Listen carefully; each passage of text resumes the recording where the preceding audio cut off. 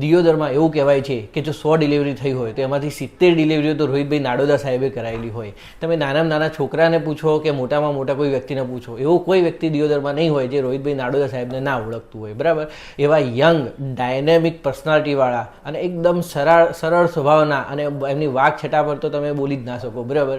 એટલા સરસ સ્વભાવના સાહેબ ડૉક્ટર રોહિત નાડોદા સાહેબ આજે આપણને પેન વિશે, કે જે મહિલાઓને એમને કમરના દુખાવા થતા હોય છે ઓર્થોપેડિક સિવાયના ગાયનેક રિલેટેડ, એના વિશે પ્રકાશ પાડી રહ્યા છે. બરાબર. તો આપણે એમના મોઢે બધું સાંભળીએ અને એમને પ્રશ્નોચ્ચાર કરીએ અને એમના જોડે પોડકાસ્ટમાં આપણે બધી નવી નવી માહિતી મેળવીએ, જેથી આપણને દુખાવાનો નવો આખો અધ્યાય આપણને ક્લિયર થાય કે આ બધા કારણોના કારણે બી લોકોને બેક પેન થતા હોય છે.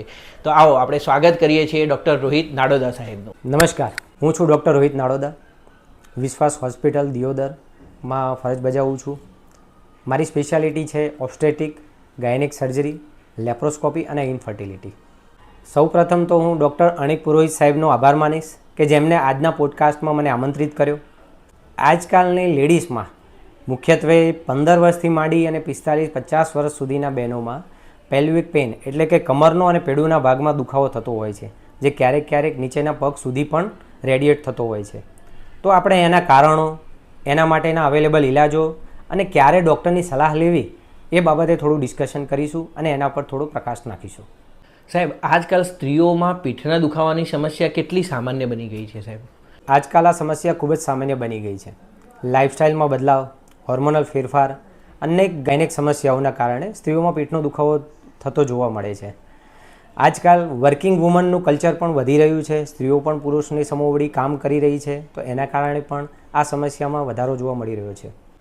પીઠના દુખાવાના ગાયનેક સંબંધિત મુખ્ય કારણો કયા કયા હોય છે? પીઠના દુખાવાના મુખ્ય કારણોમાં પીરિયડ પેઇન, જેને આપણે ડિસ્મેનોરિયા કહીશું, એન્ડોમેટ્રિયોસિસ અને ફાઇબ્રોઇડ, જે ગર્ભાશયની એક ગાંઠ છે, આ ત્રણેયમાં પેલ્વિક ઇન્વોલ્વમેન્ટ હોવાથી પીઠમાં દુખાવો વધુ પડતો થતો હોય છે. પીરિયડ દરમિયાન પીઠમાં દુખાવો કેમ થાય છે? એમાં કેમ બેક પેન થતું હોય છે? પીરિયડ દરમિયાન પીઠમાં દુખાવો થવાનું મેઇન કારણ ગર્ભાશયનું સંકોચન છે. પીરિયડના સમયે ગર્ભાશયનું સંકોચન વધે છે, જેથી પ્રોસ્ટાગ્લાન્ડિન નામનો તત્વો રિલીઝ થાય છે અને આ સંકોચનનો દુખાવો નીચે પેલ્વિક સુધી, પીઠ સુધી ફેલાય છે, જેના કારણે પીરિયડ દરમિયાન મહિલાઓ આ દુખાવો ખૂબ જ અનુભવતી હોય છે. એન્ડોમેટ્રિયોસિસ શું છે અને તે પીઠના દુખાવા સાથે કેવી રીતે જોડાયેલું છે, એના વિશે થોડું સમજાવો ને. એન્ડોમેટ્રિયોસિસમાં ગર્ભાશયનું ટિશ્યુ બહાર વધી આવે છે, ખાસ કરીને પેલ્વિક વિસ્તારમાં. આથી ક્રોનિક ઇન્ફ્લેમેશન થાય છે કે જે ગર્ભાશય પર સોજો લાવે છે અને એના કારણે ખૂબ જ ડીપ, ઊંડો પેલ્વિક તથા પીઠનો દુખાવો અનુભવાય છે. આ પણ એક મેડિકલ અને સર્જિકલ કન્ડિશન છે. ફાઇબ્રોઇડ પીઠના દુખાવો કેમ કરે? ફાઇબ્રોઇડ એટલે શું? મને થોડું એના વિશે જાણકારી આપો. ફાઇબ્રોઇડમાં પીઠનો દુખાવો કેમ થાય છે એનો આન્સર આપું તો ફાઇબ્રોઇડ એક ગર્ભાશયની એક બિનાઇન ગાંઠ છે. જો તે ખાસ કરીને પોસ્ટિરિયર વોલ પર હોય તો એ પાછળના ભાગ પર દબાણ કરે છે અને પીઠમાં ખૂબ જ દુખાવો કરે છે. ઘણી વખત આ જ ગાંઠ ગર્ભાશયની અંદરના ભાગમાં હોય તો દુખાવાની સાથે સાથે માસિકમાં પણ બહુ જ સમસ્યા રહે છે. શું હોર્મોનલ બદલાવ પણ બેક પેન કરી શકે ખરા? હા, હોર્મોનલ બદલાવ પણ પીઠના દુખાવાનું કારણ બની શકે છે. ઇસ્ટ્રોજન અને પ્રોજેસ્ટેરોનના ફેરફારની સંવેદનશીલતા એ આપણા દુખાવાની સહનશીલતા પર અને સંવેદનશીલતા પર અસર કરે છે, જેના કારણે દુખાવો વધુ અનુભવાય છે. કઈ ઉંમરમાં સ્ત્રીઓમાં આ સમસ્યાઓ વધુ જોવા મળે છે? ઉંમરની વાત કરીએ સાહેબ તો સામાન્ય રીતે 17 થી 45 વર્ષની રિપ્રોડક્ટિવ એજ ગ્રુપમાં આ વધુ જોવા મળે છે.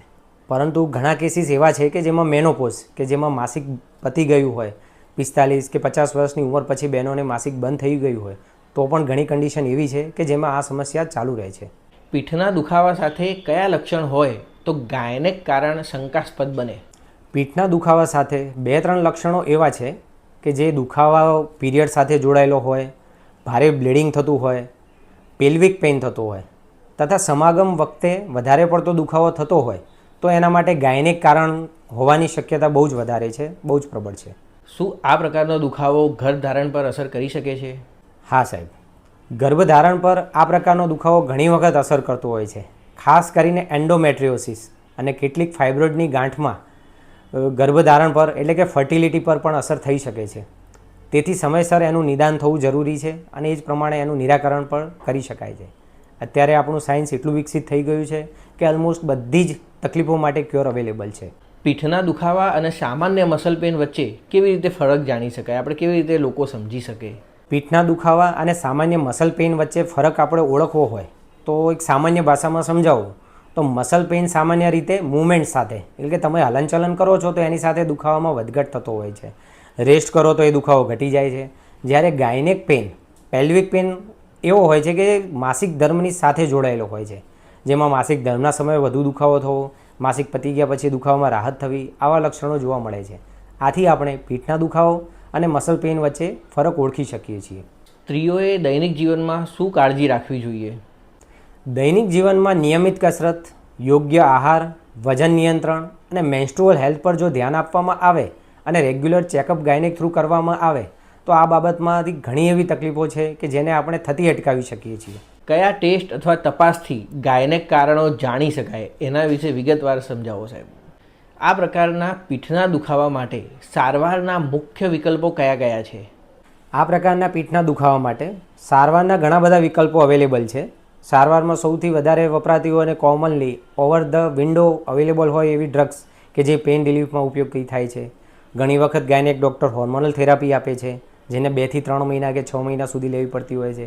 અને ઘણા કેસીસની અંદર ઓપરેશન એટલે કે સર્જિકલ ઇન્ટરવેન્શનની પણ જરૂર પડતી હોય છે. અંતમાં તમને પૂછવા માગું છું સાહેબ કે સ્ત્રીઓ માટે તમારી શું સલાહ છે?